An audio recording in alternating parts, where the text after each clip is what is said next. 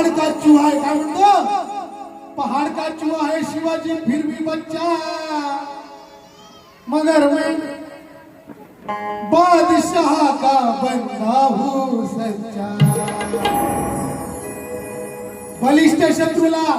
शिवबाने ओळखले प्रतापगडाशी स्वतः भेटीला ते आले मिला हमसे म्हणून खान फिरे गगनाला धोका करून अफजून करी वारा वो झाला शिवराया हुशार झाला शिवराया हुशार झाला शिवराया हुशार